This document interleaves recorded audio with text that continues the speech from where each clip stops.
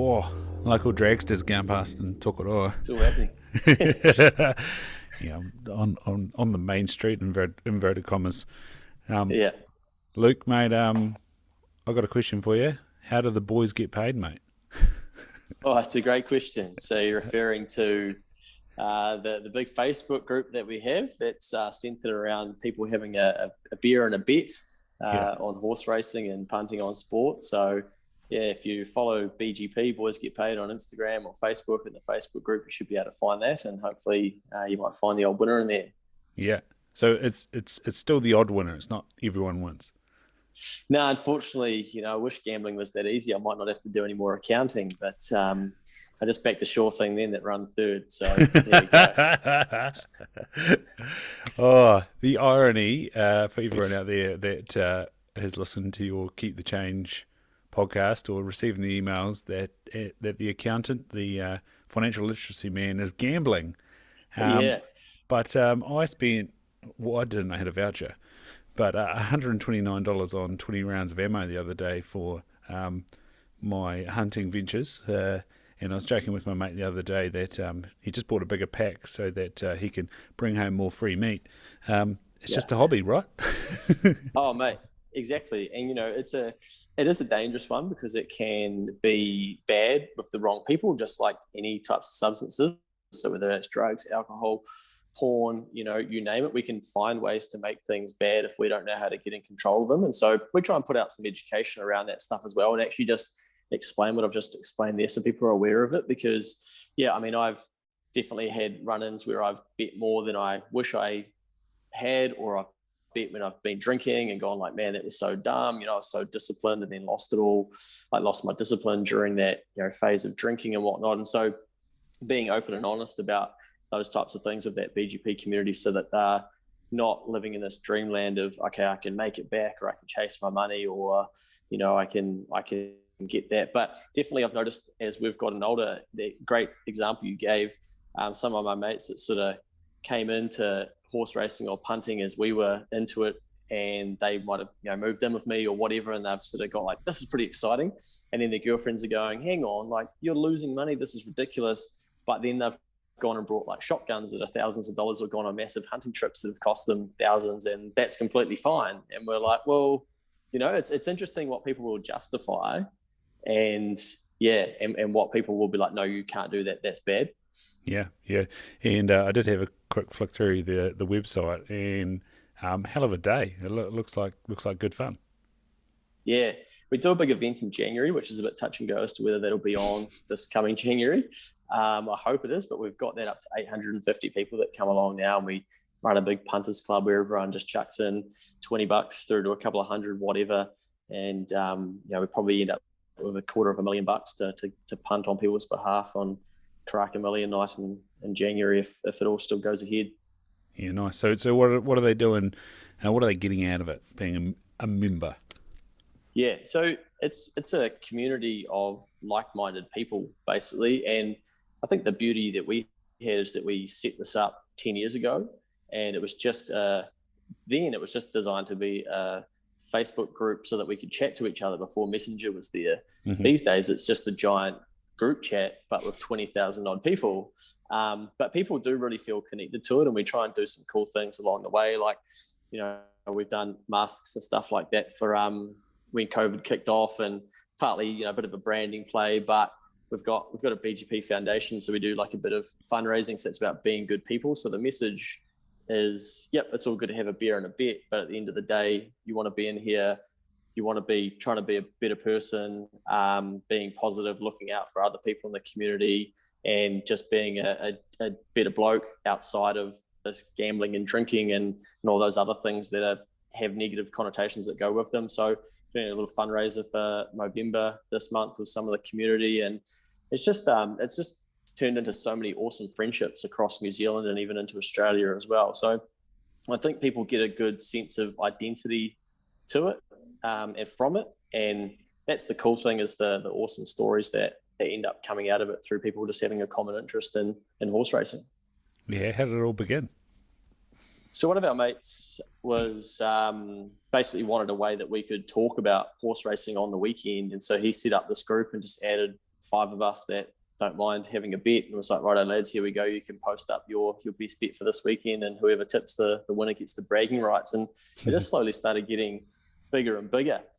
We had 10 people, 20, 200, 1,000, then 2,000. And then when I quit my job, my accounting job, I sort of had a bit more time to sort of play with it. And I started organising just a couple of events around the country saying, hey, do you want to come to this? And all of a sudden we had 75 blokes flying in from around New Zealand to meet up in Wellington and go to the races together. And it was sort of like, wow, there's something here. And we weren't pressing it to find out, exactly what was there. It was just like, man, that was awesome. Why don't we do it again? And so that's kind of what we've done. But you get to the stage with these types of things where it's like, okay, what do you start saying no to, and how often do you do this? And do you want it to be your life, or do you just want it to be, something that you do sporadically? Because often, a lot of people warned me, like, the more you do this, you run the risk of enjoying it less. And so if we do things and I'm not enjoying them, I usually stop and talk to myself and be like, you can't do this again. Or I really trust my gut when someone says, oh, do you want to come down to Oamaru and come for the weekend and we'll put you up? And I'm like, mate, I'm gonna have to get my atlas out to figure out even where that is. Or so trying to figure out who you say yes to. You can't be everybody's solution, because a lot of the clubs are sort of like, oh, come to our club and you could organize this. And it's like, do you know how hard it is to get 200 people to turn up to one particular place at one time? So yeah, they do. That's why they're asking you to do it, mate. yeah, we miss the work that goes in over the years to be able to make it happen. Yeah, no, I know down in Chicago they sort of hijacked Christmas dues at their races, and I think they sort of turned it on for the old Ascot racecourse there for a while. But I'd say they'll be in doubt of an event this year themselves. Yeah, it's all looking a bit scratchy. It's a big shame. To use the term, scratchy. Yeah. Yeah. Where did the love of the GGs come from, mate? I think it was both my granddads were interested in it, and I think I might have picked it up in the background from going around there and sort of been like, oh, what's granddad watching here? That was mum's dad, and then dad's dad would go to the races, and that wasn't far from dad's place, and he'd be like, oh, we'll go see your granddad, we'll go to Ellerslie, and here you go, you got $2, what horse are you going to put it on? And I think I caught the bug, mate. I caught the bug then, and then it was, you get to university and, you can start drinking, you can get a tab account, and that was sort of like the cool thing to do when we were turning 18. And I was a 17-year-old for a lot longer than some of my mates who were turning 18. That was sort of like, oh, I want to get in on this, what do I have to wait till March next year? And so I think a little bit was just that impressionable age of, oh yeah, this is cool. I want to do what my mates are doing. And then we were sort of betting on NFL and stuff, and I had no idea about NFL, and I can kind of still remember like putting on some of those bets, being like, oh, I've just literally been told by someone that this team's going to win. I'd have no idea. And then one of our mates was into horse racing through his family, and so we started following it through him. And after a few weeks of watching it, it was like, oh, that's the horse that ran 2 weeks ago. Or, oh, you start to get that it's just like any other sport. And I think sometimes I compare it for people who might watch motorsport once a year, watching Bathurst or something, and it's very similar. Like, it's all the same people, all the same types of cars going around different circuits, and the same person doesn't always win. It's just that most people don't ever pay enough attention to the sport for them to understand it, and it's too complicated, and so they stay away from it. And then on the sort of understanding side of things, have you sort of looked into the actual business side of racing and sort of studs and all that sort of jazz, and actually owning horses and breeding horses? Yeah, I've been very lucky through VGP growing in that, a lot of people in the industry have been very impressed with what we've done and very appreciative, actually, a number of them, and sort of invited us into their homes or their studs or into a training regime and come and look around the stables. And it's given me access to the entire industry, basically, to then actually understand sort of how it works. I actually stood for a directorship of the New Zealand Thoroughbred Racing Board and got down to the final 2 and missed out on that. But that was a cool process to go to. And I went to an awards night with a family that helped us understand or get deeper into racing. And I saw that there was a media award for racing, and they have these annual awards in the thoroughbred racing space. And I sat there and thought, hang on, like with what we're doing with BGP, like we could win this award one day. And fast forward a few years, we did win the media award. They changed the media award to be inclusive of people creating digital content and things like that. And we won it in the first year. So true BGP style, we rolled up, hired a couple of tuxedos, or brought a couple from Hellenstein's, I think. And Ben got shit-faced on the champagne. That's my good mate Ben, who's been a big part of it from the start as well. And he can't really remember doing the speech to accept the award. And we carried on the night and woke up in the morning and we're like, wow, okay, it was that's pretty cool. So yeah, we've got pretty deep into it now. We've ended up racing a couple of horses through the group and just with mates, and visited different studs and understand like the money flow, and probably like a little bit too much, because it's interesting as you grow an audience or as you grow something, people sort of latch on to you for what you might be able to help them with. And having an accountant brain, I'm sort of like, I'm interested in some of those sides of things. So I'm always go back to follow the money. Like, how's this industry funded? Like, where is this breaking down? Why isn't this working? What's a better way to get it going?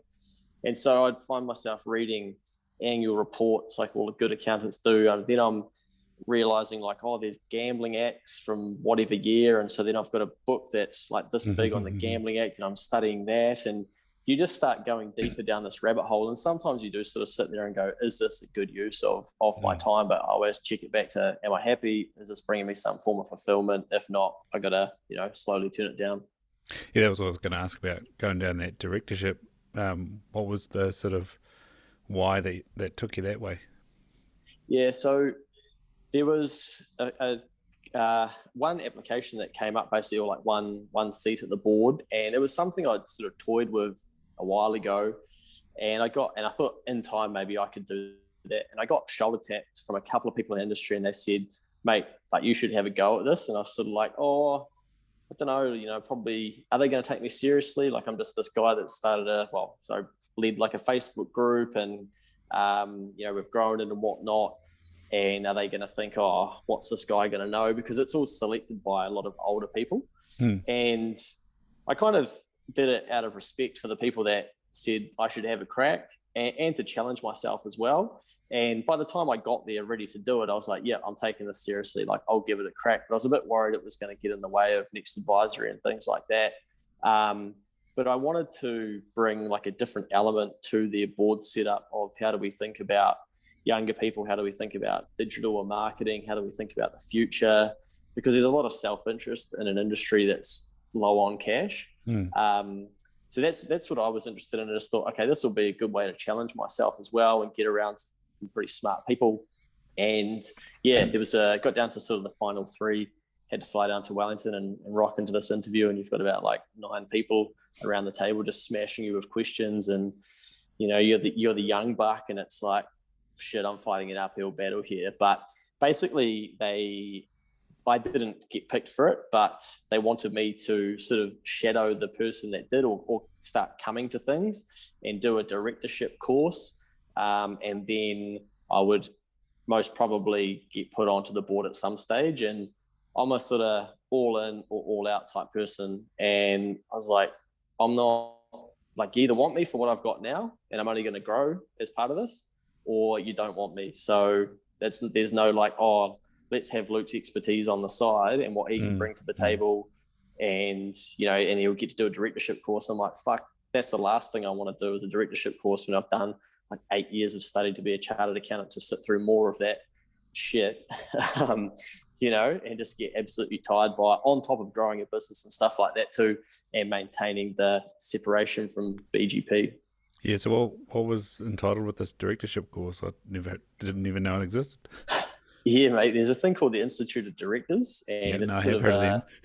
yeah, so you can pay and be a member of them as such, and people that are in business and whatnot might go through some of their courses, or they might get accredited so that then they can go and look at directorship roles. So they've got a whole bunch of courses that you can roll through to sort of throw some extra words after your name and look a bit more important. I don't, I'm talking it down a little bit, but I just kind of think that model's a bit broken, and those things are changing. I think these days boards and things need to be made up by people that have done shit and that have got experience in something. Like if I wanted to start a podcast, I'm not going to ring up a director and be like, oh, how do I start a podcast? You've been to the Institute of Directors. You must know everything. I'd be like, I'm going to find someone that started a podcast like yourself, and I'm going to ask them, and I'm going to know what to do. Yeah. No, and I think it's quite, you brought up an important point there about taking action, and it's almost like you hear the complaints from boards, oh, there's no one coming through, and then you hear the complaints from younger people like, oh, there's no pathway for succession. And then it's like, well, have you put your name in the hat and try it out? Yeah. Because like there's a girl down in Northern Manawatu, Rangatiki there, Heather G. Taylor, and she's like 21 or so and on the council, and it's like she just put her name in the hat and away she went. Wow. And yeah, and it's like, have you tried? Nice. Yeah. Yeah. I said to a lot of our community as BGP was growing, like if you're in a region and you want to be involved in a racing club, like just turn up into one of their meetings and say, hey, how do I get involved? And I was doing that when I was in Harbour and Taranaki, helping out there. And it was, again, that, the committee sort of, who's this young fella? What's he going to add to this? And then the other people being like, we need this. This is what we need. We need young, different thinking. And you can literally see like the two different sort of mindsets of that. I need to protect why I'm important versus the shit, we're losing touch. We need someone like this to help out. Yeah, I even found that with NZDA down in Hastings.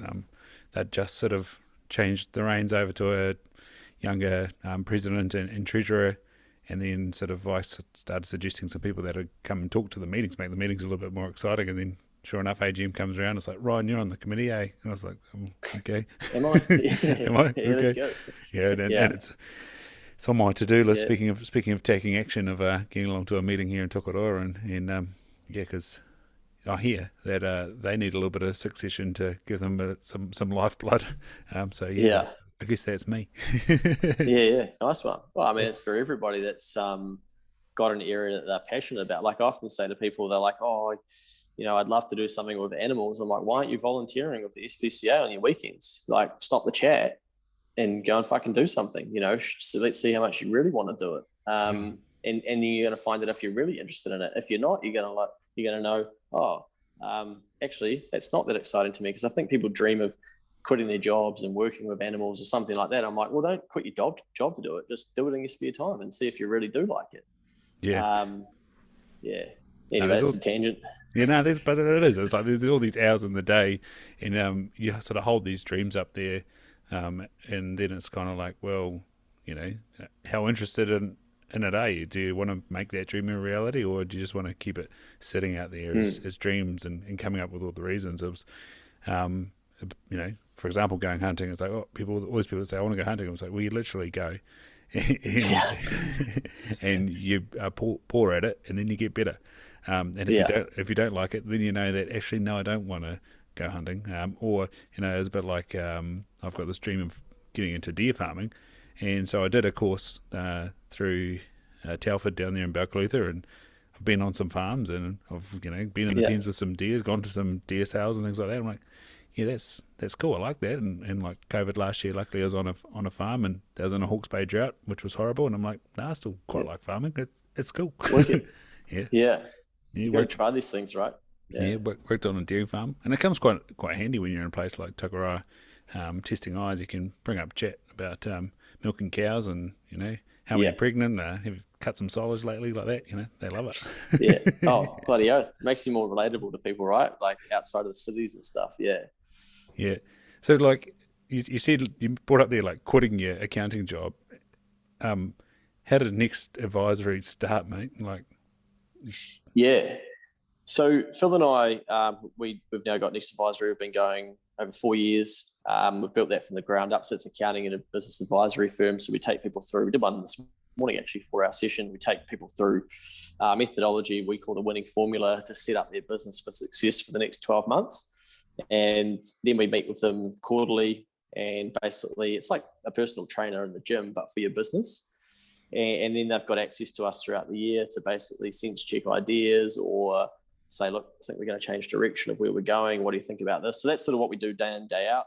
And then accounting and sets of accounts and the boring side of it, but it all needs to be done. But Phil and I were working together at another accounting firm, and I'd moved up from Hawera, which is a small town in Taranaki, and I was just like, I don't think I'm supposed to be here. I'd ended up there because I was with a girlfriend, and then that all ended, but I stayed there. I really enjoyed my job. I liked it. I had a good life, had an easy life, had good mates, good money, had a house, had a football team that I played in, just loved it. But I knew deep down, I was like, this isn't for me. Like, I don't think this is where my life is supposed to finish. I think there's more for me to go and have a crack at. So I ventured up to Auckland, got a job reasonably easy in the accounting space. And yeah, I started there and got a fucking huge fright in the first week. Like, drove in, stayed with my sister. She lived in Auckland, drove in, took me 40 minutes to get to work. And I'm going like, holy shit, where are all these cars going? What's going on here? It used to take me 3 minutes to get to work. Then nowhere to park. I'm paying for car parking. And I'm like, $18 to park for 4 hours. I'm like, I'm going to have to come back to this meter. So, you end the deep end straight away. And by about the Thursday, I think I'm like crying, being like, man, this job sucks. The traffic sucks. It's less money. Like, what have I done? I've just moved from all of those comforts to this just absolute shit show. So I was sort of questioning, like, I don't think I was ever going to go back, but I was just sort of like, this isn't good. I need to find some solutions to look after myself here, basically. And so anyway, stuck it out there, and then I was flying down to Palmerston North to see mum, and I sat next to a guy, and he was explaining to me on the plane, how he'd just been trying to claim his school donations, and parents can claim back a third of their school donations. And I said to him, it's so easy. And he was like, mate, it was so hard. We had to get all these receipts, and you had to fill this form out, and the form was hard. And I'm like, mate, that's the easiest part of our tax legislation in New Zealand. And he was like, if you could find an easier way to do it, that would be amazing for parents. And so I started digging into it and realized that heaps of people were like him. They weren't claiming their school donations. They weren't claiming any donations back, or a third of them, because it's just too much hassle. And so I was telling Phil about it, and Phil's like, there's an opportunity here. And we started to build out, a bit of a cash flow forecast of how this business could go and how we go about it. And I'd always had like ideas along the way, even after leaving university. And so I had sort of connections and, building a website and a database through other ideas and stuff I'd had when I was back in Taranaki. So I called up this guy and said, mate, this is what we're thinking about doing. Do you think you can build it? And he's like, mate, that'd be easy. So Phil and I, basically, we built that, and it was a online platform for people to be able to work their way through. And we thought, this thing's just going to hum, and we're not going to be rolling in it, but we're going to be, I'm not going to need this job. So I'm like, I'm going to bin this job, just focus on this full time. So that's pretty loose play looking back, but I've been G'ing myself up with so many like motivational videos and taking risks and stuff. And so I had to tell the director, I was like, look, I'm quitting, but we didn't really say why, because we're a bit, worried about was it actually going to work, and were they going to be like, oh, well, how's Phil going to be involved when he's working here like 80 hours a week, because this place was a shit show and battling, and we were just having to thrash ourselves to try and stay afloat there. So we just sort of said, look, you'll see in time. But I was like, mate, I've got more in me. Again, sort of like the Hawera situation. It was like, I need to just jump off the building, and I know the parachute will open. I just hope that it opens in enough time that I don't splash and hit the ground. And he was like, what was your worst case contingency? Get another accounting job, mate. That's right. Like, fantastic. Yeah. And move home. I did a really good exercise that I encourage people to do. It's like, if you think you really want to change your life up, go through the last 3 months of your bank transactions and look at every expense and figure out which ones you could get rid of. And I mean, get ruthless. Like, do you need to pay rent? Well, if you live in the town with your parents, you do not need to pay rent. Say, look, I'm thinking about quitting my job.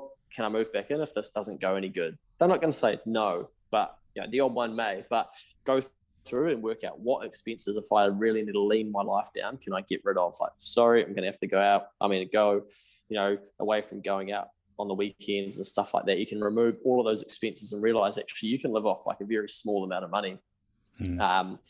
And so that was sort of my worst case scenario, was move home, have no cash, have to go back to accounting. So anyway, we got school rebates rolling, and it was very evident very quickly that it wasn't going to be scalable to the stage that we thought it was. We thought that everyone didn't do it because it was too hard. No one did it because they didn't know they could do it. So we were spending thousands on Facebook marketing, and that's how I started learning about Facebook advertising and stuff, to get in front of parents. And they were like, thanks for the information, I'm going to go to the IRD and do this. And I'm like, oh dear. So we were left with the sort of my food bag type people that just wanted us to do it for them, and we clipped the ticket for 15%. But it was very monotonous and very repetitive. So we outsourced it up to Fiji, and built a small team up there to take care of most of it. And then Phil was staying at his job where we were working together, and his idea was that he may buy into that business or become like a partner. That's kind of like the cool thing to do if you're an accountant and you work up the scale. And he rang me one day and was just like, mate, what do you think about us building out our own accounting/advisory firm and do it the way that we want to do it? And I'm like, mate, tell me when you want to get started. So he, it's a bigger risk for him. He's got 3 children, he's got a mortgage, and his, wife's probably going, what the hell? Like, you're teaming up with this young fella that you've only known for 18 months. You've already just built the kicked in a school job. rebates thing. Yeah, he's got no cash. School rebates is taking your guy's cash. You're off to Fiji to try and get all these tax returns and stuff done. So yeah, basically we sat down and we're like, let's go away. We went away to Fiji to see the staff up there for school rebates, and we're like, let's do our own planning, because we couldn't let school rebates get in the way of the next advisory stuff. So we needed to get that humming and get it self-sufficient so that we could focus on next advisory. And we started with absolutely 0 clients. And it was like, right, how are we going to get some clients? What work do we want to be doing? What values are we going to live into? What work are we going to say yes to? What are we going to say no to? Who's going to do it when it starts getting too much? And so we just started planning out our next 5 years. And that vision of what we created for the 5 years is basically 4/5 of the way built. And so that's now kind of the framework that we take other business owners through. Mm-hmm. So that answers the question in about half an hour. Sorry, mate, bit of a yarn. No, it's bloody good. I like that. What was some of that content that was getting you ready to base jump, man? Oh, so I've got a list of videos that I've sort of saved on YouTube that are either people that have taken risks, they're sort of motivational type speeches. There's just all sorts in there, just the randomest stuff. And I'll just flick through it every now and then and be like, man, haven't listened to that for ages. It might be, a bit of Gary V. I've got like a replay of Thorpe, the swimmer Thorpe, like winning some what gold medal, and just just like random stuff like that. That's not like, the classic Ray Warren, Hackett and Thorpe commentary, is it? It is, mate. It is. I listened to it. Going straight for a stroke. Yeah. Is he a man? Yeah, it's just outstanding.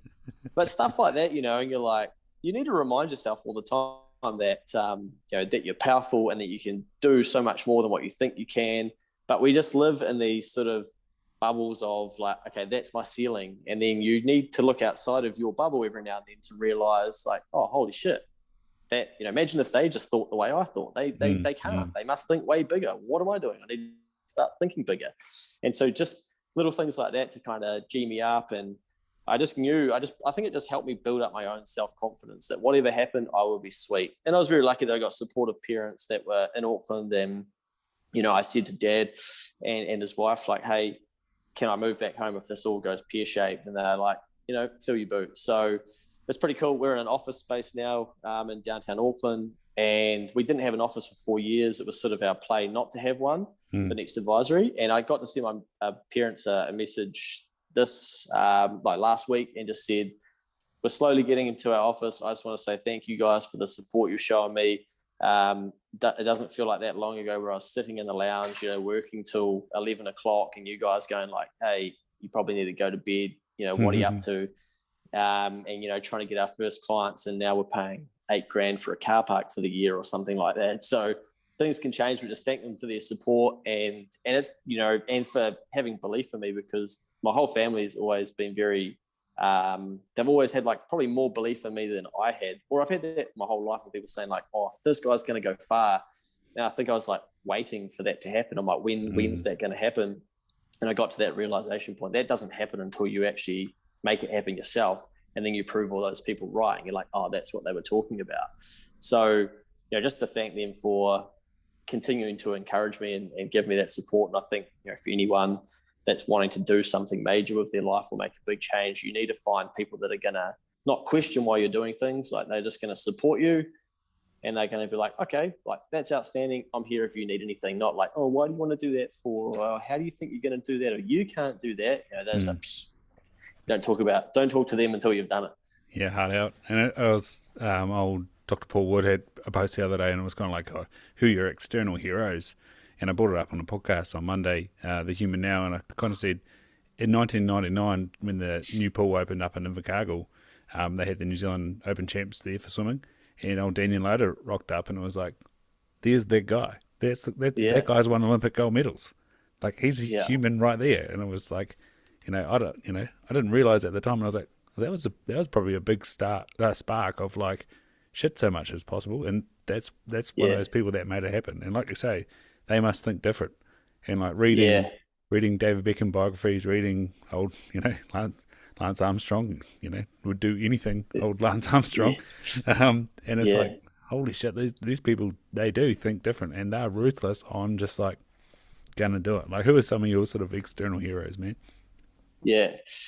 Just on that, I think what I saw that was really cool during the Olympics is, I think it was Lisa Carrington's school where she went, like all the kids watching her and cheering her home.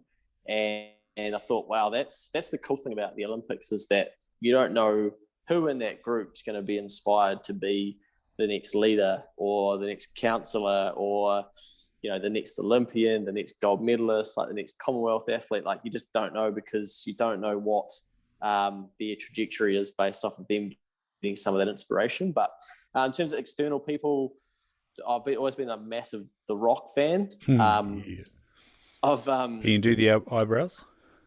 Nah, I can't do that. Drop the elbow down.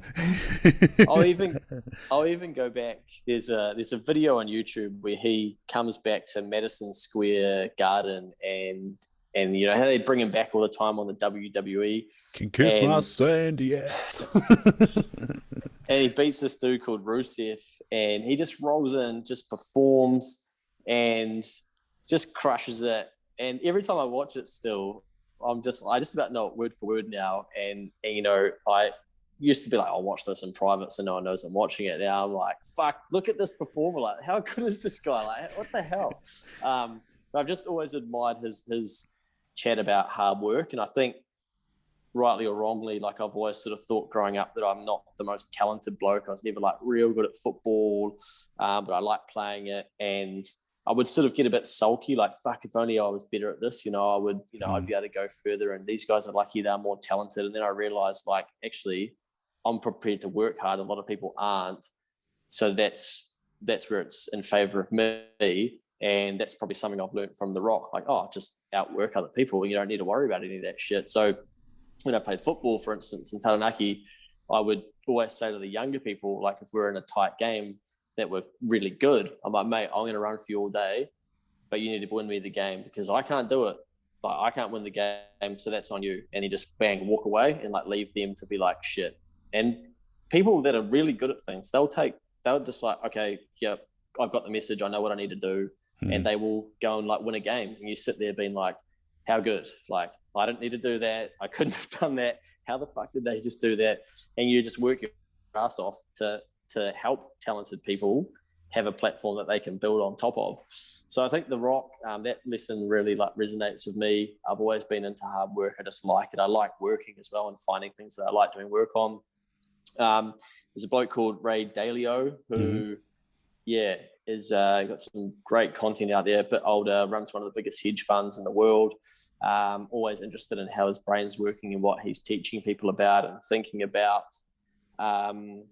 Who else? Probably like people that make it to like the Sir or Dame status and lady status and whatnot in New Zealand, of like, shit, how did they get there? What contribution did they leave? What impact did they leave on the country? That's a big driver for me, like seeing how people dedicate their lives to different problems and you might not have even heard of them, and then you read about them and go like, wow, I've never heard of this person. This is what they've dedicated their life to, like solving this problem or working on it, and they are so happy and they love it. And you're like, just a good reminder of just find the thing that you like working on and see how many people you can help with that thing that you're working on, and eventually the universe will reward you in turn for what you're doing.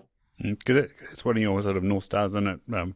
Finishing off with Sir Luke by the name. Like, where did that idea come from? It's pretty cool. Yeah. It's quite a while ago now, and I sort of thought, like, I realized quite a while ago that I really like helping people, and that gives me a lot of fulfillment. And I sort of thought, well, if that's like, if someone's like, oh, you know, what do you like doing? I'm like, I like helping people. I'm like, oh, okay. Like, how do you do that? So now I've tried to find different ways to help people, and then work on those if I genuinely really like them, and I'll keep working on them. And I thought, well, the goal for me, or the metric, is, can I really help enough people to then be a stir, to be recognized like, shit, this person has, like I said before, dedicated their life towards helping people and making a contribution bigger than themselves.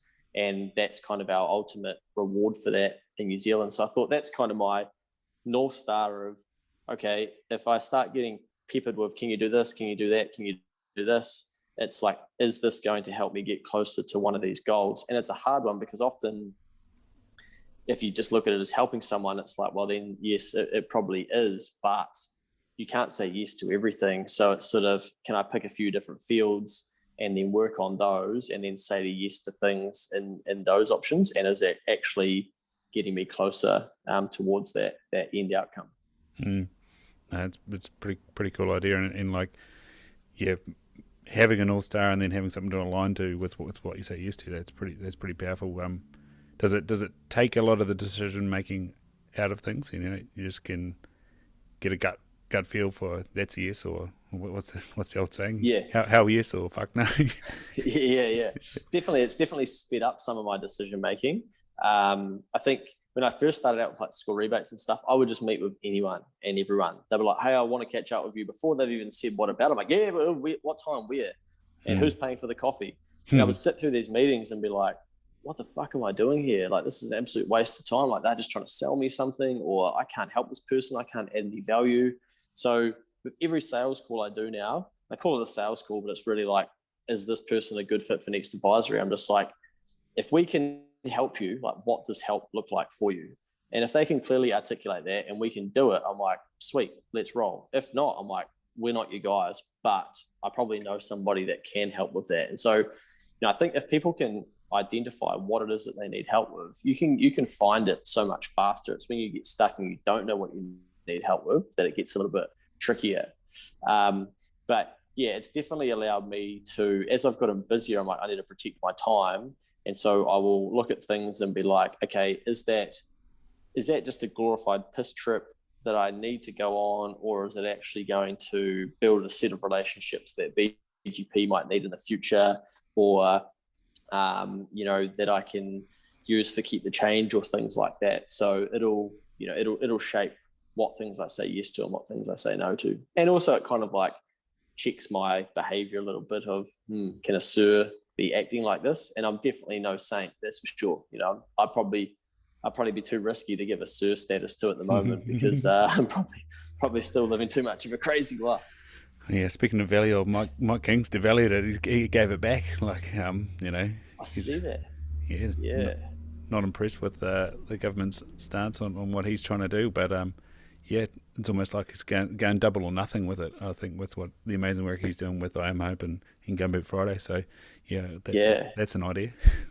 Yeah, I hope he doesn't crush himself, you know, because I've sort of watched that journey a little bit, and every now and then I just look at him and think, man, like, he looks tired, or he looks beaten up, or he looks like, are you fighting the problem that you're trying to solve, or are you fighting the people that aren't trying to help you solve the problem?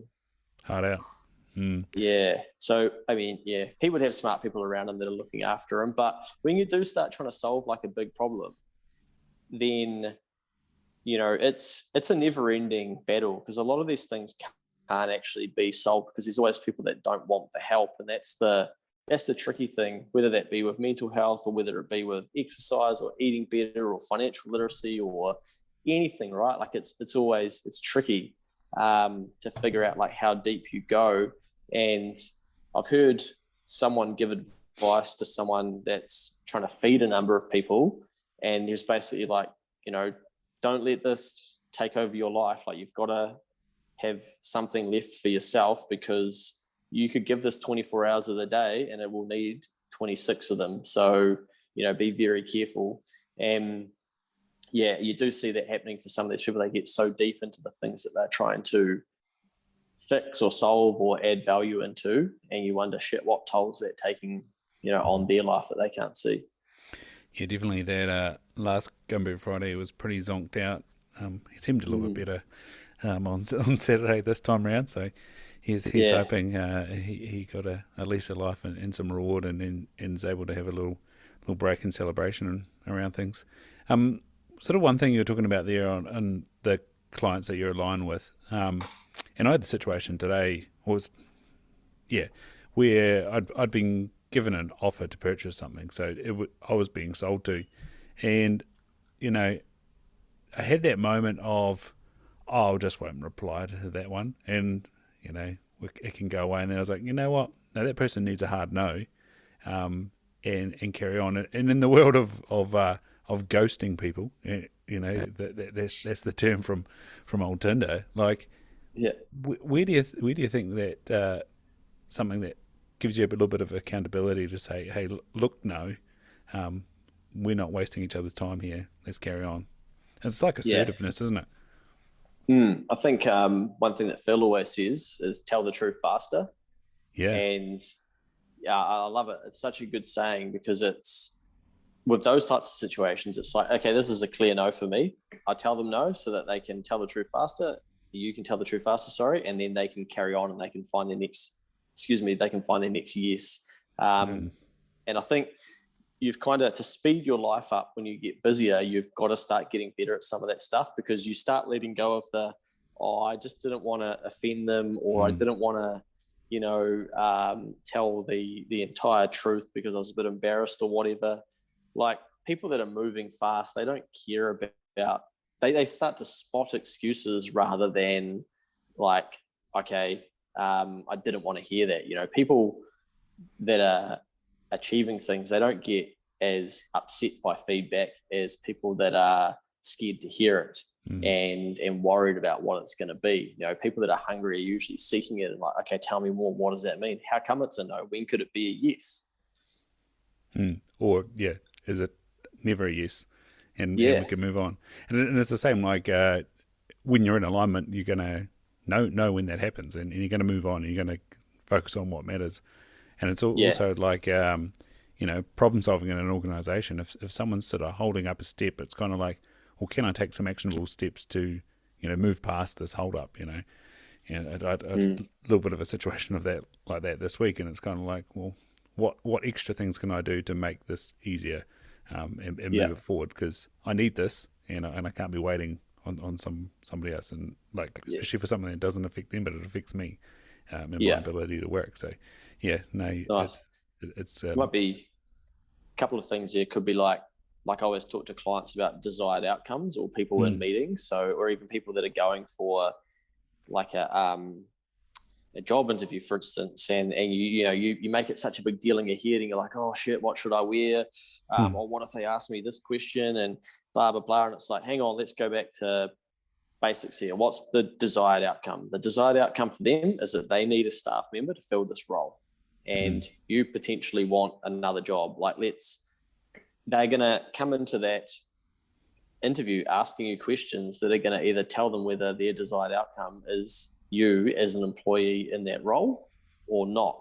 And you can, when you understand that, you're like, okay, this is probably the things they're going to need to know then, and this is maybe some questions I could ask them. So you could start flipping it and be like, what does if I was to take this role, what does a perfect employee in this role look like?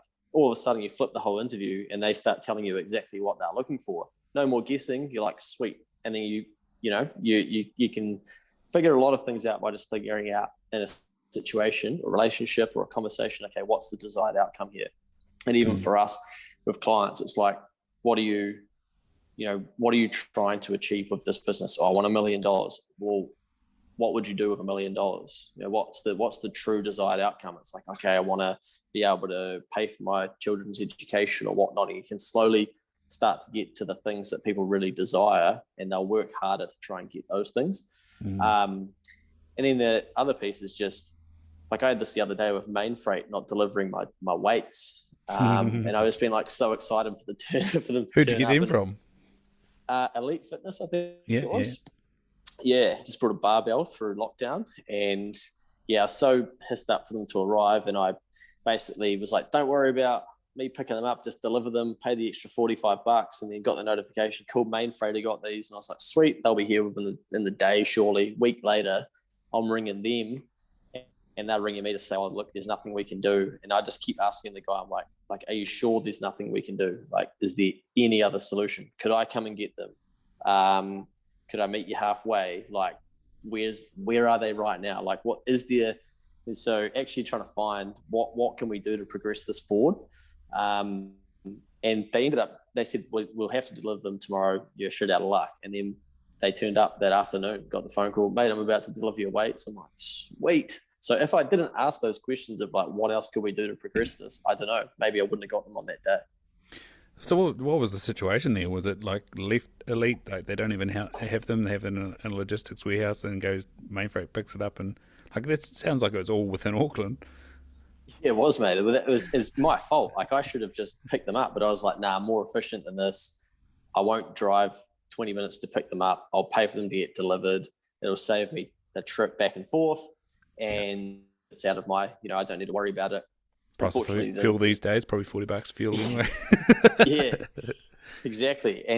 But it backfired on me because Main Freight picked it up and then must have just like scheduled it for, we'll deliver this when we can sort of thing. And that when we can was dragging on to be like a week.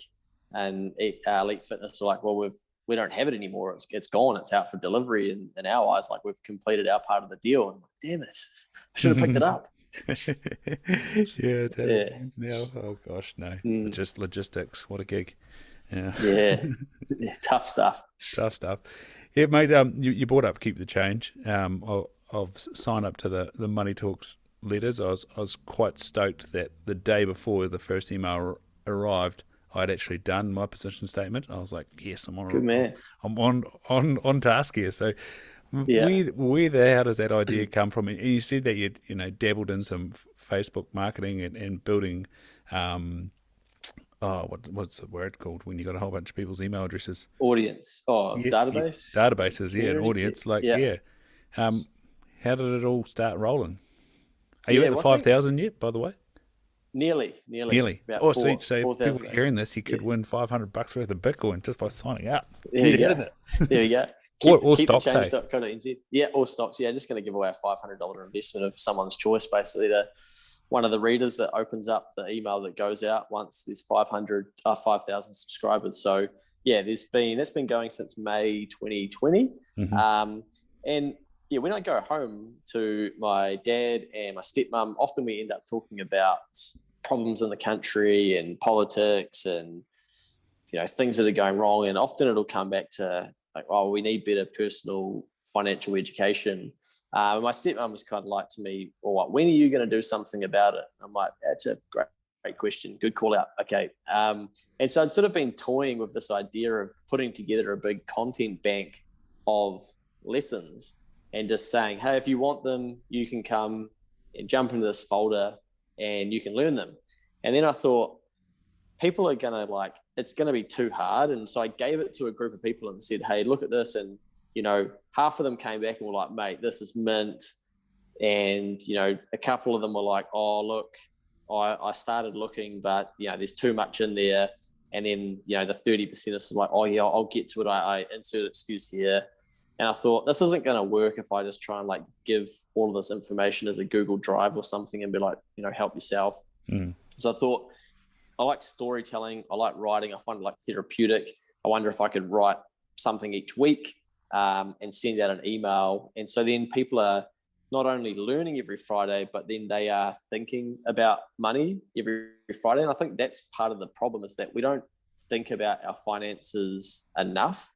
to get a reminder of like, okay, what am I doing in the right frame? Usually we're thinking about finances of, I spent too much. Oh shit. Like I spent more on the weekend than I was going to. Now I'm going to work and I, spent $200 on Jaeger bombs and Zambuca shots or something. And I hadn't even planned to, and I'm still dusty from Saturday and you're regretting it. And you're thinking about money in a negative way. So I wanted to flip it where people are thinking, okay, every week I'm learning, I'm thinking about my finances, and I'm starting to build a financial position, which is what businesses do.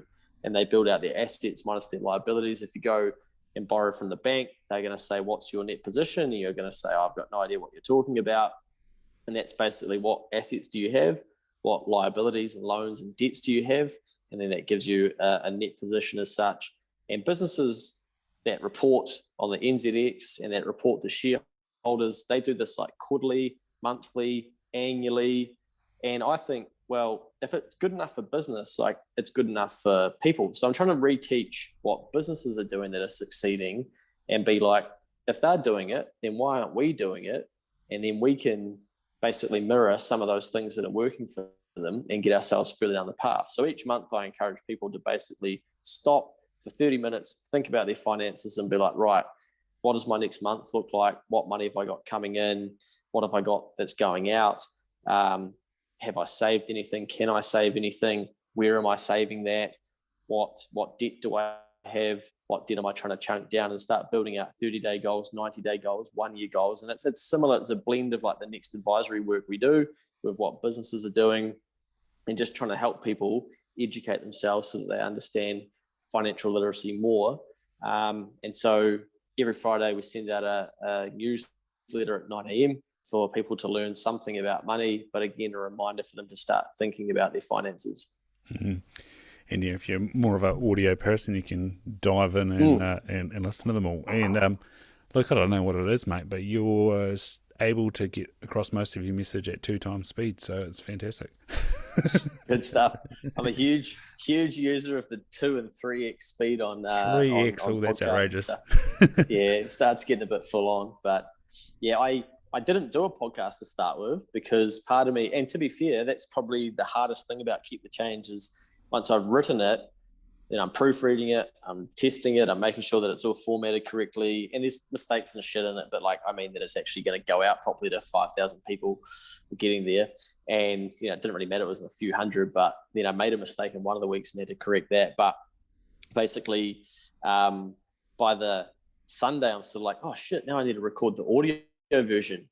So it is a bit of a for me. I'm like, is this a sign that I don't really like doing this part of it? But I probably just need to block some time and actually stay consistent with it, and I'll be sweet, or even record it before the email goes out. But I was flying back from somewhere, and I probably do some of my best work when I'm flying. I'm just like iPad, pencil, everyone's chilling out and stuff. I'm working like a madman. I just seem to be creative and have ideas and just be fired up. So I don't know what it is about planes for me, but it's definitely a zone for me. So I try and make good use of that. And I sort of was like, mate, there's people that don't want to read this shit, mate. Step up, turn it into an audio version, load it up as a podcast, get it done. You can go a little bit deeper. I'm like, okay, like talking to myself. So I rolled off the plane, drove home, messaged my girlfriend. She wasn't home. She was away for the weekend. And I was like, I'm going to start turning Keep the Change into an audio version. She's like, oh yeah, awesome. Like, of course you are, you're always doing something. And then I think I messaged her, however many hours later, I was like, right, I've done 8 episodes. She's like, what the hell? Like, I just sat down with the podcast equipment and just started going through them. And I think I did about 15 batch recorded in the first couple of weeks, but I didn't start until we'd done 52 weeks of the written version. So I had to go through and record 52 lessons. And man, it was tough work to go back. I got huge respect for people that voice over their books into an audio version and stuff. It must be, apparently you just lock yourself in a room for 2 days straight and just get it done. Get through it. And so, like, what was the time course with Sarah Kelsey coming to do her internship with you guys, next advisory, making some audio content, you doing this? What was all that? Is it pretty interactive, like kind of like, yeah, I've got to do this? Yeah. So as she would have said on her podcast with you, she came and worked for us for a little bit, and had her idea for her podcast, and we're like, fuck yeah, awesome. Like rip into it. That's so good, because I guess what I'm doing similar in a way, but it's more me. It's kind of like lessons that I'm having. Sarah's finding people that are actually like way smarter than me and getting them to explain different topics. I'm just spitting out. And you're on there like 7 times, Luke? Yeah. Well, maybe, yeah. Yeah. Episode 1, 2, 5, 6. So we kind of got Sarah started. I don't know if she probably did. I did listen to the podcast. I don't think she told you, but we were like, she recorded a few episodes, and then my good mate Ben, Phil and I have made a lot of video content and stuff for Next Advisory, and we'd been doing podcasts for Boys Get Paid. And I'm like to Sarah, like, this is a great idea. I've got all the people you need. I've got, like, I know exactly what you need to do and who to introduce you to in terms of, like, by the time you leave here, you have to have released some of these. And I think she might have recorded like 2 or 3 episodes and hadn't let any of them go yet, like released them. And Ben and me and Phil go for lunch, and we're, Ben's at her, like, Ben's just a mate of mine, and helps out with Next Advisory content and stuff. And he's like, so Sarah, have you released any of those podcasts yet? And she's going like, no, Ben. He's like, that's not fucking good enough. So we just hard up the poor girl to be like, come on, just let it go, just get it out there and break the back of it. Because once you're rolling, you're sweet, you get rid of all those fears of like, what are people going to think, and what if they're not good enough and whatnot. But yeah, so she was ripping into that. And I don't know if we were doing our Next Advisory podcast by then. I don't know if we were. But I said to Phil, I was like, mate, I think, we probably should be playing in this space. We should be doing something. We've got so many pieces of content that we can be sharing for Next Advisory. Excuse me. And, I'm very lucky with Phil. He's always like, mate, you always got a random idea. Yep, I'm happy to give it a crack. If it doesn't work, we'll carry on and I won't take the piss out of you. So the number of things that I've made him do that he's like, fuck, are you serious, mate? Is this going to get us any clients? I'm like, probably not. I don't know. We'll find out. Might get us one. Yeah. So, but the podcast has been outstanding for Next Advisory because Phil really enjoys it, and it's a very natural form of content for him. He finds writing really hard, storytelling hard. Video, if we have to sort of script it and do it, if it's not live, he doesn't like that as much. And so this has been great for us to be able to share lessons for clients and non-clients for Next Advisory. And yeah, unfortunately, Sarah was only with us for a little while, and then she went into her job. But it was very evident that she wasn't going to last in that. And that to me and to Phil. Phil was like, because I've told Sarah this, I was like worried that we were setting her up to kind of get into her job with PwC, and she'd be like, fuck, I don't want to do this. And Phil's sort of like, this is a really good opportunity. You can go a long way in an organization like this. Like, don't, make sure you squeeze it to make sure that it's, you get the most out of it. And I'm kind of going like, come on, Phil, like when Sarah's not around, like, she's gonna bin this, mate. She's not gonna stick it out. Like, she's gonna get in there and be like, this isn't for me. And the sooner she does that, the better. And Phil's like, fucking don't plant ideas in her head, let her figure it out for herself. I'm like, yeah, fair enough. Anyway, Sarah texted me one day and she said she was into her job at this stage and was like, hey, can I call you about something? And I was like, bang, here it is. Like, I knew before she rang, she's gonna be like, oh, I'm not sure I want to do this. And so I just said, look, it's sort of similar when I left my job. I'm like, it sounds like I said to her, do you think this is a decision to quit this job? Is this a decision you would make in a year's time? Like, could you see yourself in this role in a year's time or 5 years time? She's like, no. And I'm like, well, the sooner you quit, the sooner you're going to free up your time to figure out like how you can make your life work and go and play around with some things that you want to be doing.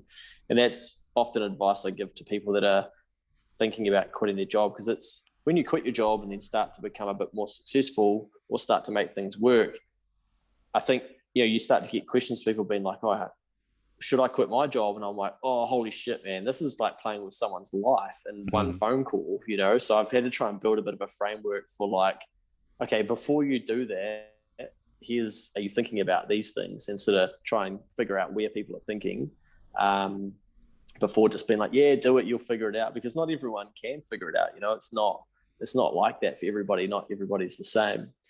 But yeah, we still have a lot to do with Sarah, and yeah, it's awesome to see her flourish. It's great to see, like, it's means a lot to Phil and I to hear the way that she talks about us just supporting her to have a crack and what we thought was such a good idea. We're like, fuck yeah, you know, you don't want to sit around here for the summer doing sets of accounts or this boring accounting shit. We're like, yeah, get a podcast started. Like, what a great idea. Rip into it, you know, go.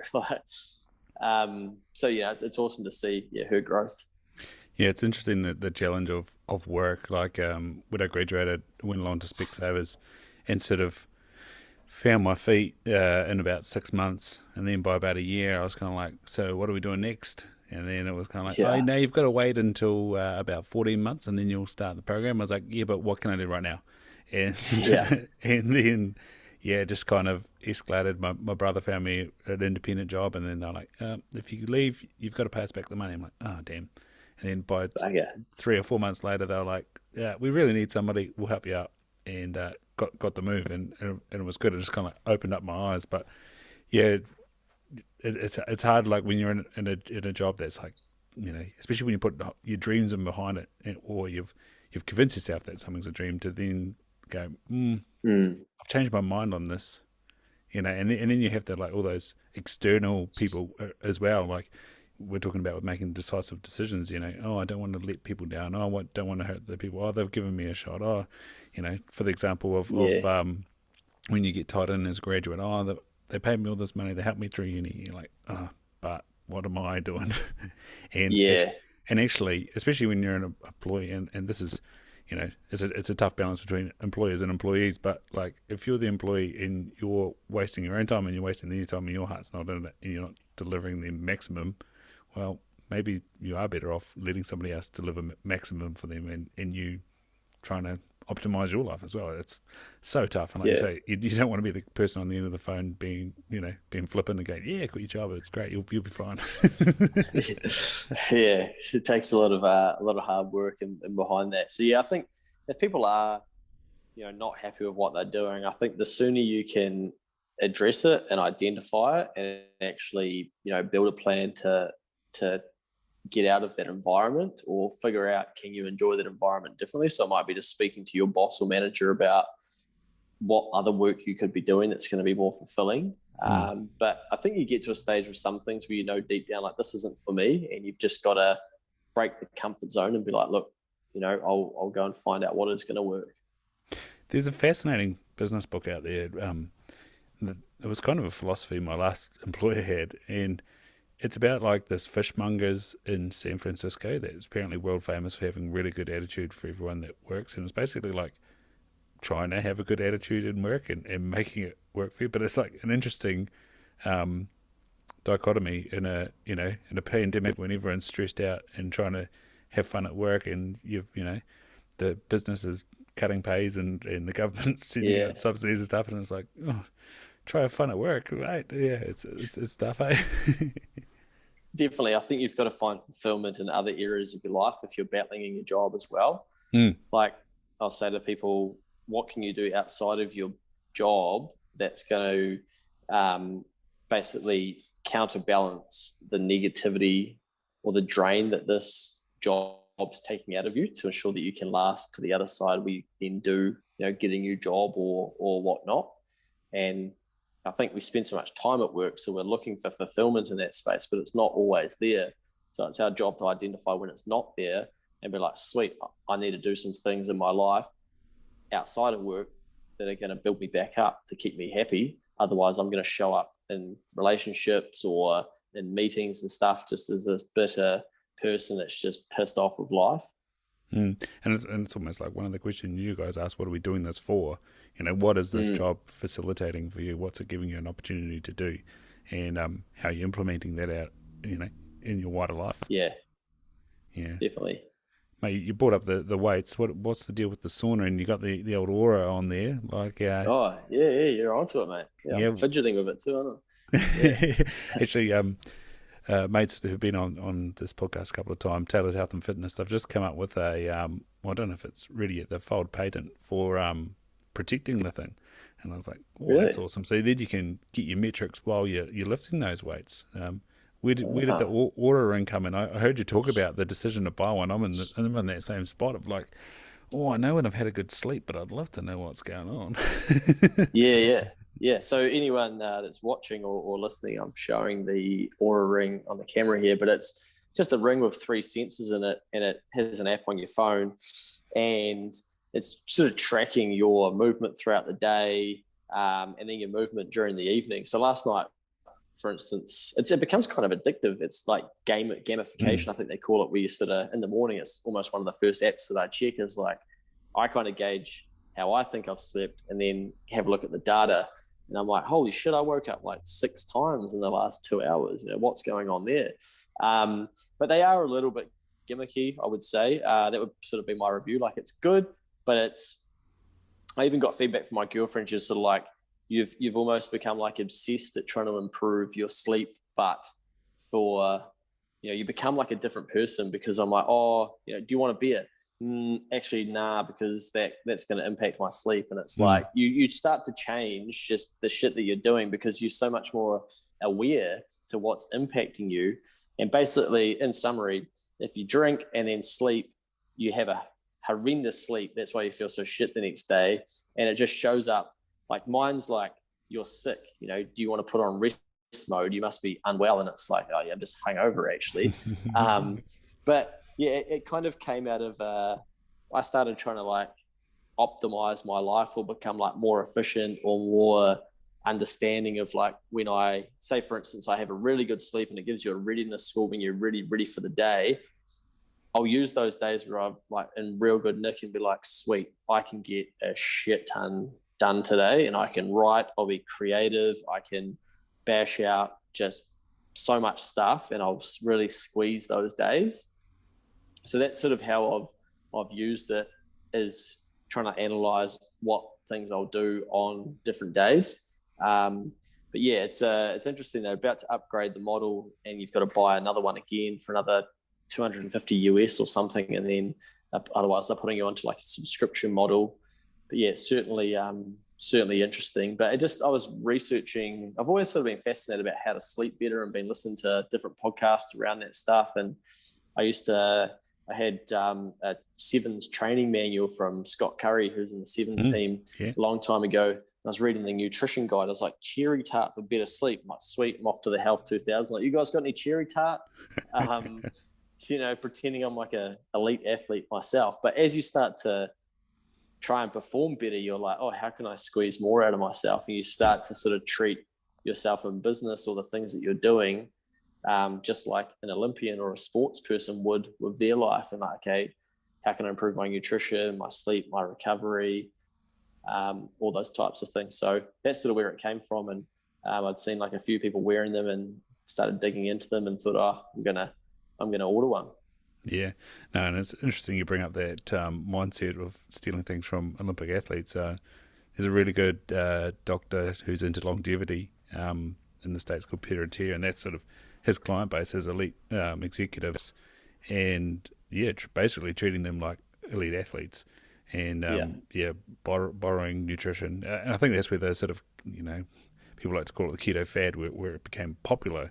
That came out of Silicon Valley, and same with fasting. Like, again, Silicon Valley, just these guys trying to optimize life and optimize longevity and get the most out of their day, like you say, squeeze the most out of these optimal days. That's where all that comes from. Because do you listen to Lex Friedman at all? No, I don't.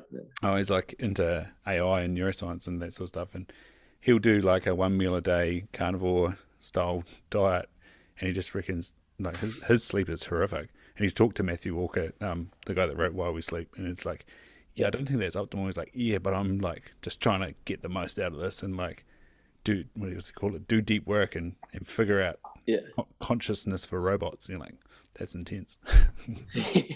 Those people are beyond me. They're too smart for me. Yeah. You said about that elite mindset. What sort of level did you play football at? A very average, mate. In like the Taranaki Premiership division.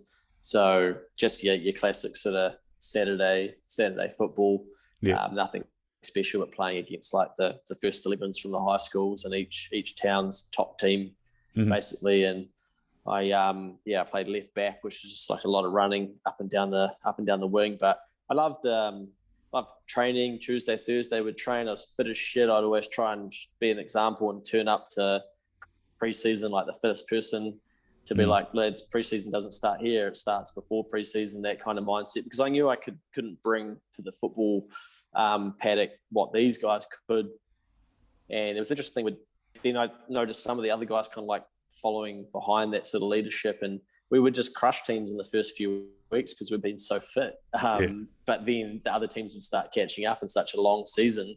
But yeah, I just enjoyed the camaraderie, and you're playing with older guys and then younger guys, and having a chance to try and empower them or lift them up, and show that it's not always about just being like really good at something to be able to contribute to a team. Yeah, and as a competition, was it pretty tight, or was there just sort of the 2-3 top teams and everyone else fighting it out? Yeah, it's a bit like that. We slowly started getting better. Admittedly, once I left, things started getting really good, and it was pretty cool. It was the legacy, got to go mate. back. Yeah, it was finally peaking. Yeah. I got to go back and watch them in a couple of finals and stuff, and yeah, got on the beers with them after and celebrated like I was part of the team. But yeah, it was cool to see them. Yeah, it was cool to see them, be rewarded for the hard work that they put in. So that was the Eltham Football Club. I usually sponsor someone to play, so I pay for their subs now each year for somebody that's in the area that may not necessarily be able to afford the subs, and is doing it a little bit tougher. And so that's sort of my way of giving back, because that club gave me a lot, just in terms of it just gave me a lot of happiness and fulfillment and mates and stuff and guys that I still talk to. So just a bit of a way for me to pay back what was a good time for me. Mate, that's fantastic. Have you come across the Water Boy there in Waikato? Now, who's that? So they're actually being managed by Dwayne Sweeney currently, which is cool. But good mate of mine, Thomas Nabs, he started it up around 2017. And yeah, the concept basically is they make content for companies, and the company sponsors a child to go through sport. Yeah, it's absolutely awesome. Yeah, so they've been running a good while now. Yeah, I feel like I might have read about this actually. Yeah, it rings a bell. Yeah, that's cool. Good George is a key sponsor. Lugden's Real Estate up there in Hamilton. Yeah, they've been doing great things, and especially now 5 years on, like the journey of some of these kids is just fantastic, like life changing. Just getting involved in sport and mentors and connecting with business and just getting a whole new outlook on things, a bit like you were saying with the Olympics and school. Just all of a sudden you've got this external thing to attach your ideas to that you never had, and it's amazing. Yeah. Before I left them, last week, because you got to clean the kit. That's like, once a season or whatever. And so it was my turn before I finished up and moved up to Auckland. And I have this big belief that like we don't tell people what they're good at, because we just don't know whether we're backwards in New Zealand or we're sort of that tall poppy type stuff, or those conversations are hard, or we don't like talking about it. But I wrote like a handwritten note for each of the people that were playing and put it on top of their jersey for them to have before the game, of just like, this is what I see in you as a person. This is what I've enjoyed playing football with you. Or this is, what I can see that maybe you can't see about yourself. And for me, that was just like such a no-brainer to do. And often, like, I'll still hear from some of those lads being like, fuck, that's the only time somebody's ever told me that, I'm good at this, or that someone's done something like that for me. And I'm like, man, that's pretty cool to like leave that. But I'm like, where are we going wrong? Why can't we do that for each other? I'm sure we'd lift each other up slowly. Yeah, mate. I just had that thought. That's also like really, really cool. But at the same time, I'm quite sad that that's the reaction you get. Like internally, with journaling, and gratitude, how do you find that sort of lifts you up? I'm sort of trying to practice daily, getting a cool quote, some gratitude, some affirmations in who I am, and then just this concept of thinking about me and the future self and the things I'm grateful for the steps I took to be in that future self position. Like, what's it doing for you? Yeah, nice. There's a few things that makes me think of. So in terms of gratefulness, that's something I started practicing maybe a couple of years ago now, and I set an alarm for 9:30 every evening, and it was just a reminder, like, righto, I need to write down some shit in my phone. And I started it in a time that life was like really, like, I say it's bad, but compared to somebody else's bad, it wasn't bad. It was just like a rough patch for me. And I just started writing down 3 things that I was grateful for, started doing them in my notes app on my phone. Now I do it in a hard copy book that I've got here, that I do every night. and I might miss the odd night, but it's just a good time to stop and be like, right, like what was good about my day today? And it's very, very seldom that you'll have a day where you're like, I can't find anything to write about. And it's always the simple things, like last night, for instance, I went for a swim and it was just like wicked, like went and jumped off a wharf and went for a swim. And you notice that it's not the things that you think it might be. Like it's these, oh, I'm grateful that I got a flash car or something like that. It's always just like the real simple things, because the flash cars and stuff, they run out of excitement at some stage as well. So I try and write down, like if we get a new lead, if I do like a conversation like this, if we win a client, like always try and be grateful for those types of things, because you never want to basically be like start taking that stuff for granted. So things in just in relationships and when you're feeling happy, and even if I get like beat up a little bit, being like, sweet, I'm grateful that that client left us, or that this person said this about me, but I'm still me, and I'm still going to get up tomorrow and we're going to keep kicking some ass. So even if I get beat up a little bit or start losing, I'll often be like, okay, I'm grateful for that it's not affecting me massively. Whereas an older version of myself will probably be thinking about this for the next three years. I'm glad and grateful that I'm not like that anymore. In terms of like journaling, one of the other things at that same time in the evening, I write down my goals that I'm focusing on.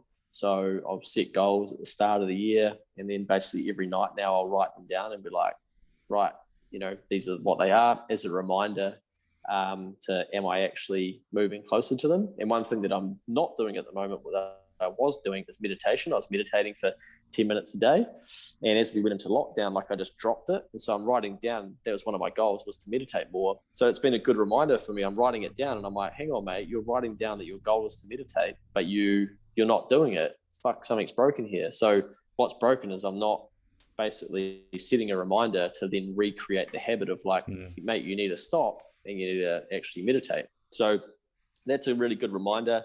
I started sort of journaling each night. I found that really hard and I didn't really enjoy it. I probably didn't stick with it long enough to get enough out of it. But I sort of find, like, I write for BGP once a week. I write for Keep the Change once a week. I write for Next Advisory twice a week. So I'm sort of scribbling out 4 things to go out onto social media and out to the public. Oh, might have run out of battery. Came up, how did I think about that? In terms of that future version of yourself, I reckon this is one of the most awesome concepts to try and understand, is that if you want to be someone in the future, you need to set yourself up to start being that person today. And as an example, today we're working with a guy who is going to end up having about 30 staff. And he's like, sometimes I freak out about this, blah, blah, blah. And we're like digging, like, how come, what's driving that, blah, blah, blah. And he's like, because I still look at myself and think like, oh shit, I only ever thought that I'd have 3 or 4 staff. And I'm like, sweet, there's the answer. So I'm like, so when you walk out of this room today, out of Next Advisory, you no longer look at yourself as a person that employs 3 to 4 people. You look at yourself and you see someone that employs 30 to 40 people, and you provide enough for their families, and there's enough money to go around, and that's comfortable. And you knew the whole time that this was going to be possible. He's like, I get it. But you can't set yourself up. Like, you can't become somebody that you can't see that you can become. So basically, like, we'll trap ourselves in our like limitations based on not actually understanding we need to set ourselves up to be that person. And that's why you'll often hear successful people when they'll say, oh, did you think this would happen? And it's like, well, and you'll hear them say like, yeah, I did, because I'd been like, I already saw myself as this person, or I already saw myself as this champion or this winner or whatever. So no one seems to teach that, but it's very evident when you start studying successful people. They're like, yeah, I thought I was that person 5 years ago, and now I am. Yeah, I know. I read that in the Winner's Bible when I was about 10 or so. So yeah, that's nice. That's where I got that idea from. Again, thankful whoever gave me that book. Legend. Yeah.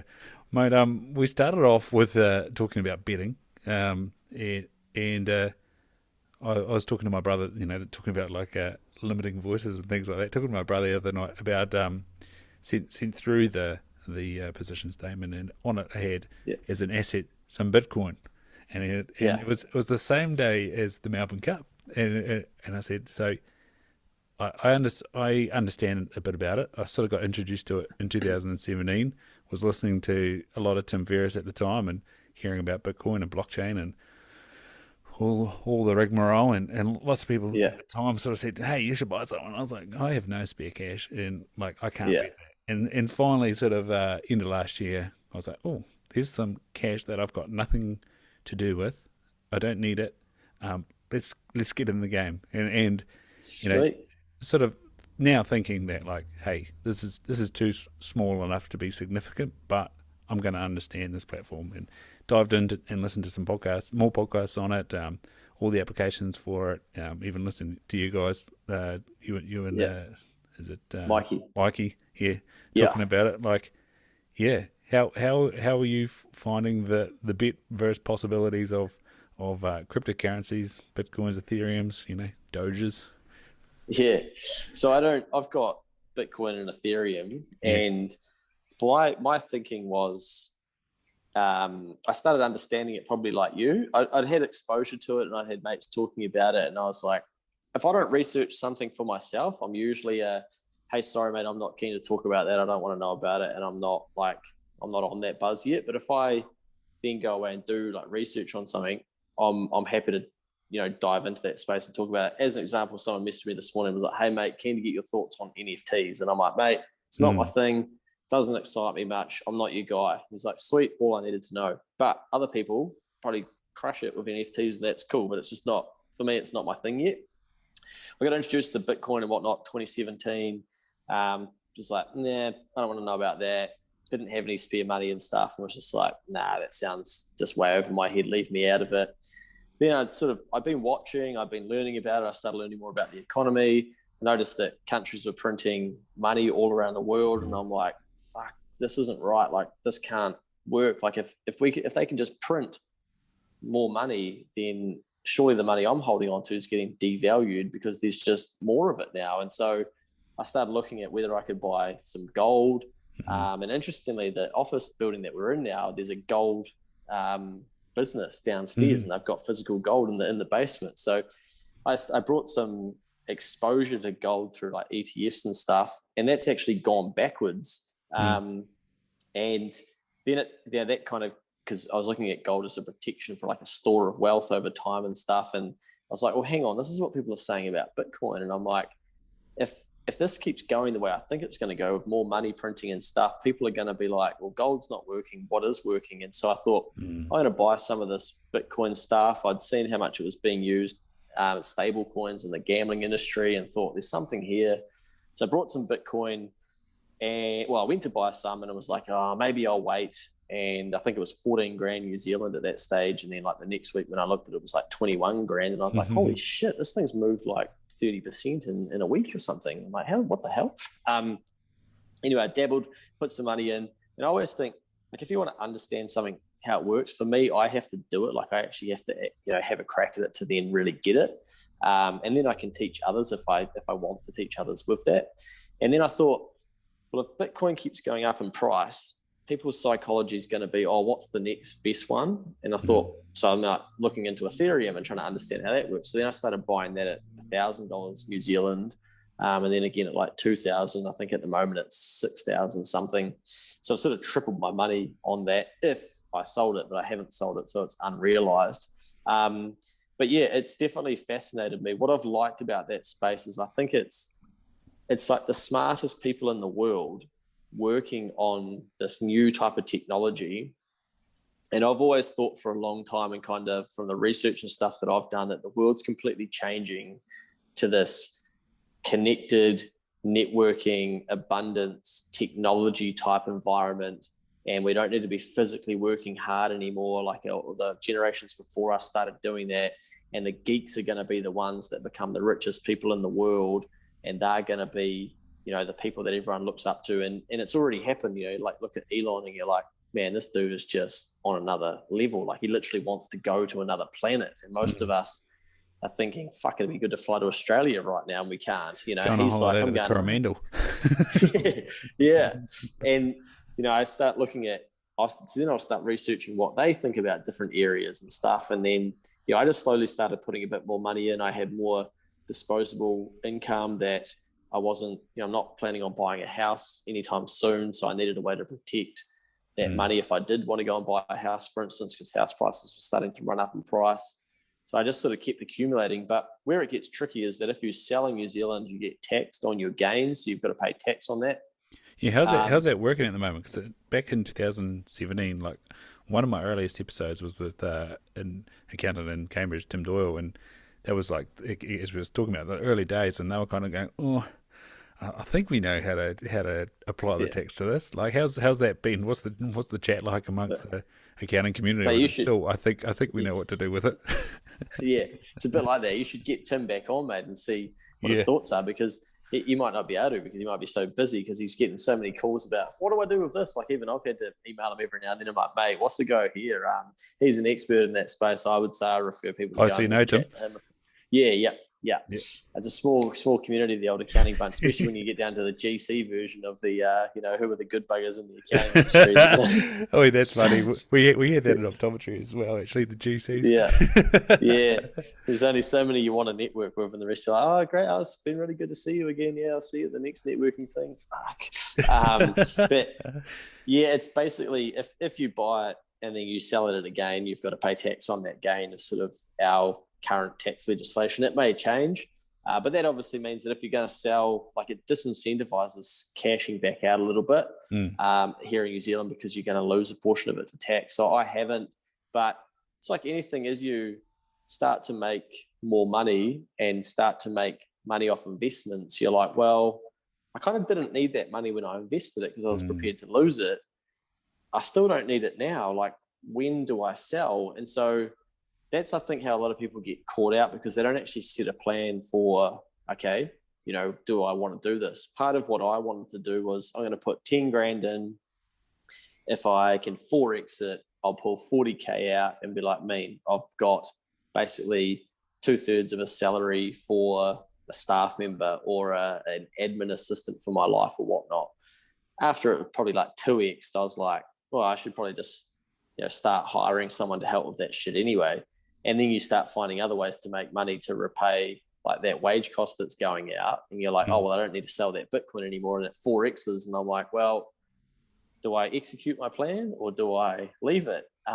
So it's a tricky one, because I think that's what you hear so many people say when a market crashes. They're like, oh shit, I should have sold out. And it's like, yeah, but you wouldn't have, because you're not even thinking about it, because you're like, well, I don't need the money. So it's a bit of a, I think for people getting into those spaces, they want to think about why they're doing it. And, if you need the money and you make some gains, like take some profit off the table, for instance, and try and go into investing with like a bit of a plan, because otherwise you just keep accumulating and you're sitting there going like, oh, I don't really need this cash. And if something does tank, you always beat yourself up of like, maybe I should have taken those profits. Like, everybody thinks like that. I've got a client who's wanting to sell something at a massive price at the moment, and now the interest rates have gone up, the buyers offered him less. He's like, I should have sold. And I was like, yeah, but hang on, mate, you didn't. Like, you said no. And I'm like, now this person's offering you less. Like, fuck them, make them pay more.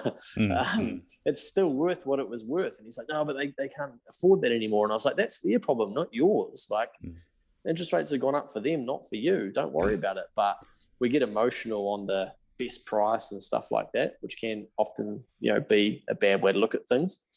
Yeah, and I think at the other end of the spectrum, like when I started my blog, I started writing my journey out of debt, and I was super stoked by it. And then it was kind of like my journey to buying a house. But then it was kind of like, what do I do? What do I do now? I'd been at uni for 7 years being broke, a couple of grand overdrawn with accumulating this student loan. And then it was like getting into being paid, and like, what do you do with it? And you just like floated it away. And then it got to the point where a credit card got racked up, and you're like, what the hell just happened there? Like, 5 years ago, I was stoked. I was like, yeah, I got out of debt. That was awesome. On the track for a house. And then it was the opposite way around. And it was just like, okay, I need a new mindset to this. And it's kind of like, how does someone who has money execute on that? What is the plan? What is it for? Having a goal for your savings so you actually do something with it, instead of just getting to the end of the fortnight and be like, oh, that was a fun fortnight.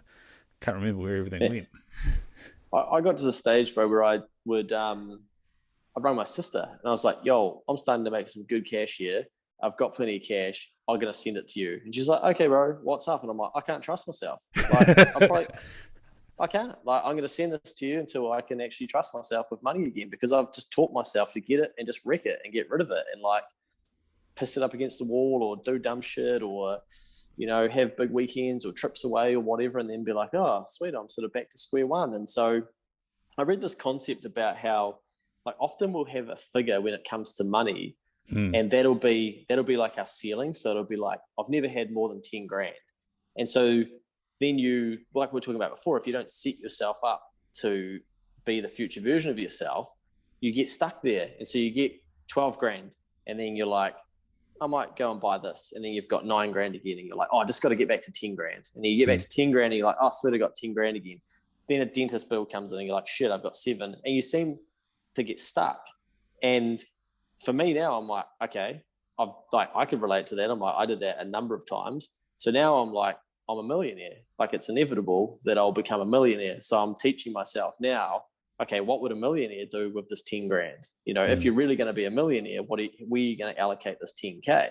You're going to go and have a bender with the lads and, you know, waste a whole heap of it, or pay for everyone's round, or buy some, you know, random shit and then be like, oh, well, you know, I can make another 10 grand over the next whatever. Like, you've got to start to set yourself up to get closer to that goal. Yeah, and that's where, like, looking at farm prices and like, what does it take? And it's like 2.5 million. You're like, cool. So that's what I'm. How do you do that? Yeah. Yeah, or like, you need a bank.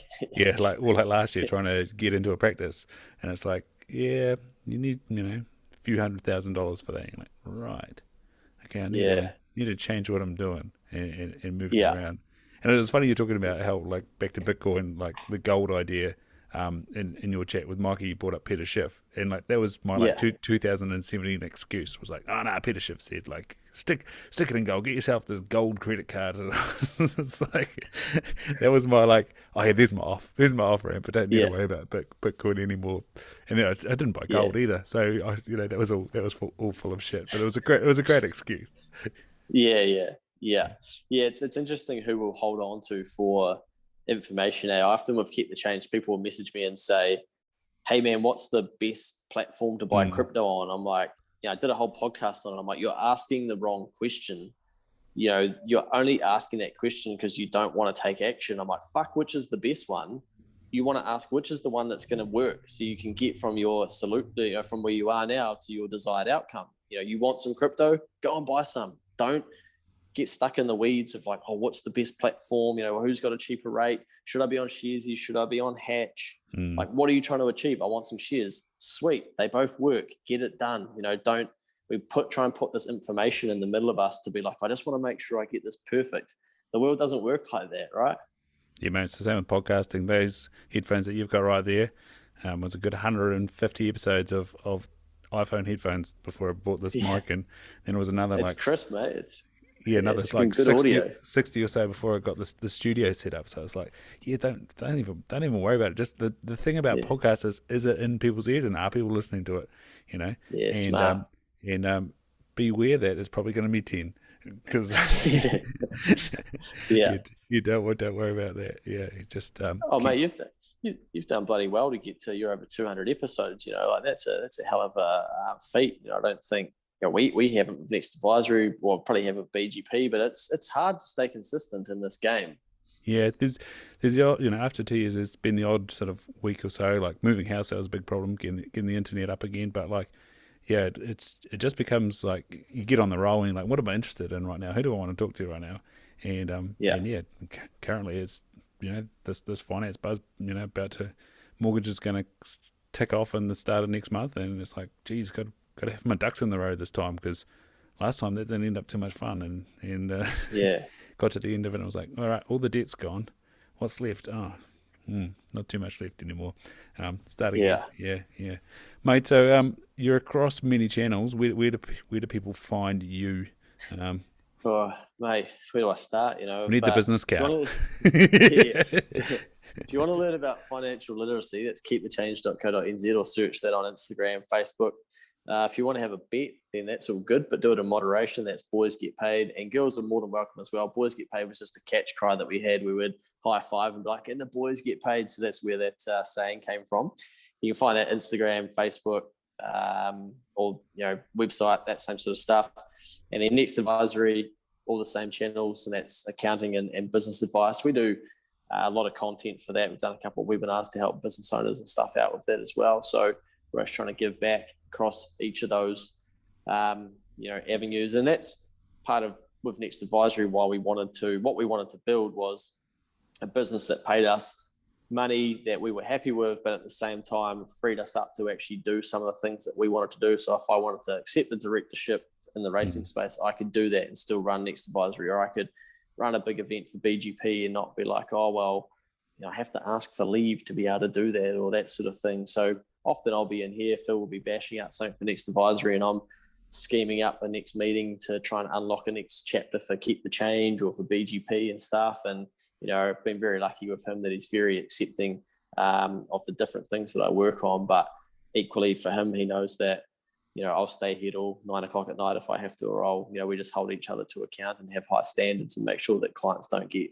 left behind, because that's when shit starts going backwards. So yeah, across those avenues, mate, you can find us on most social platforms. Not too big into the TikTok yet, just been lazy realistically. I was like, oh no, not another social media platform. And I can see it's highly addictive, so I've been very careful. I turned the alerts off on that one pretty quickly. Yeah, no, I was proud of my screen time yesterday, and I think it would be just as good today on TikTok. I think it was like 25 minutes. I was like, yeah, good. Keep that on, mate. You do a lot of things. So how do you make sure you're on the right track? What keeps you in flow? Is it like a mantra, an idea, or a way you live your life? What keeps it going well, man? Yeah, I just very good at listening to myself and figuring out, okay, like, am I happy? Am I energized? It's very evident with me if I'm off, like if I'm like tired, or like people closest to me would be like, fuck, something's up with him. And that doesn't happen often, but I try and spot it before they spot it now. And there might even be times where like I'll just start feeling a bit flat or kind of lacking creativity, and I'm like, I need to get back out to nature. And so I might go up Mount Hobson's, my favorite here in Auckland, just watch the world go around and be like, man, people built all of this shit. It's such a good reminder of how you're thinking too small in a moment and going, I'm just worried about all these little things. And every time I do something like that, I'm like, I find a solution, it just comes to me. And yeah, so I think getting back to nature is like really, really powerful for people if they're looking for kind of answers or just like a bit of inspiration or creativity, or just, just lost their way a little bit. But writing down goals every night is a good way to remind me of, okay, what things am I doing to get me closer to those things? Do those goals really even matter anymore? Are they as important on the 1st of January today as they were on the 1st of January? That sort of thing.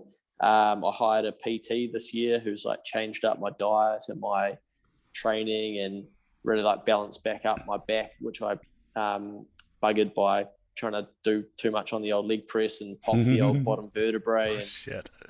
Yeah, mate, leg pressing 40 kegs with these tiny pins I've got and still busted it. But that's been cool, like giving me like a real good ego check of making me do everything properly. And I kind of, making me do things properly to a point where I'm like, fuck, this is embarrassing how low this weight is, and like how he's, basically saying I can't do this properly, and people are looking at me being like, oh shit, so it's like a good, you need those ego checks every now and then to be like, yeah, you think you're hot shit, or you think you're making good success in areas of your life, but something also is getting neglected at the same time. And yeah, that's been good fun, and just challenged like some of the ways that I've thought about things. And it's encouraged me to be coachable as well, because that's what we need from our clients, is them to be listening, coachable. So if I can't practice that, then how am I going to expect my clients to do that? So it's a bit of show them that we're living into what we're effectively encouraging other people to do. Being grateful, asking people to tell you when they think something might be wrong with you. I'm very lucky where mates will check in with me and be like, I got a really cool message at the start of lockdown actually from a dude that I just met through the gym.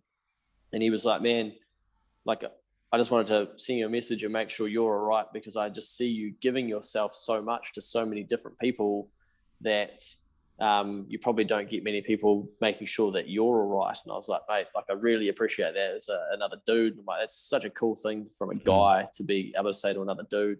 And I've got a few mates that, that do that. And I think it's, if you're not like being willing to say, actually, something's up here, or what, which, I'm very lucky those things don't happen too often for me. But man, I'm just like anyone, if you overindulge in substances that aren't good for you, fuck, the next week is not ideal, and you've got to get back to basics and get back into a healthy diet, and be like, look, I'm just feeling like this for the moment because it's self-inflicted, and do I want to do this again? Do I want to, I'm sure we've all drunken too much at some stage and be like, I'm not drinking again, I'm not drinking massively, I'm never going to get drunk again, whatever, and then you might end up back there or whatnot. But you've got to notice when it starts to really like take a toll, whatever that substance is, whether it's drinking or through to just things that you're doing that aren't necessarily good for you. Yeah, mate. Friday night down with my mates in Palmerston North. It was a little bit of the too much wine and beers in town, but then I think the real kicker was staying up till 3 a.m. watching NRL highlights. So we needed that aura. We needed that. We didn't need that aura ring to tell us we all had a shit sleep. That was for sure. It was a big breakfast and a few hits of golf balls before we all started to sort of realise that the day was happening. This week it's been some steak and vegetables. That's for sure. Just like, and get some sun. Thankfully, it's been good weather. Yeah. Nice. Yeah. Bloody awesome, Luke. Well, we'll wrap it up. Thank you so much for your time. You're a busy man, and this has been awesome. And hopefully, these borders do get open by Christmas, and might run into you. Yeah, for sure, mate. Yep, sing out if you're up this way, and vice versa. And yeah, thanks for having me on. It's always good to share a bit of the old story and see who we can inspire, and what nuggets we can leave behind for people. So you're doing a hell of a job yourself, mate, and I hope people are appreciative of the content that you're putting out there. Cheers, mate. We end it there. Awesome.